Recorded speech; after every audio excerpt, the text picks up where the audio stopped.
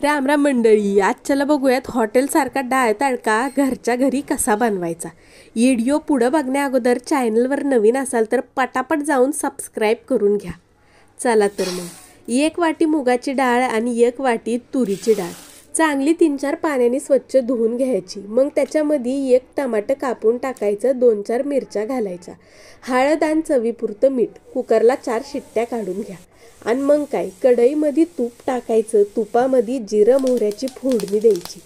मोहरीन जिरं चांगलं तडतडलं का नाही, मग कढीपत्त्याची पानं घालायची आणि मग लसणाच्या पाकळ्या चांगल्या चिरून नाहीतर मग कुटून घालून घ्या।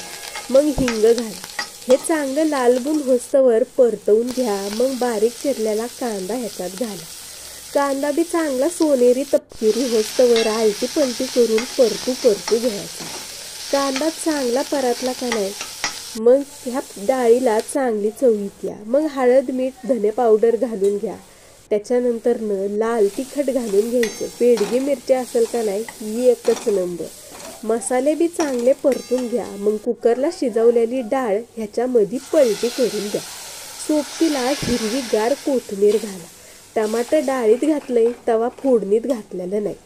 हे चांगलं हलवू घ्यायचं। डाळ चांगली पातळ शिजवून घ्यायची आणि गरजेनुसार पाणी घालून टाकायचं।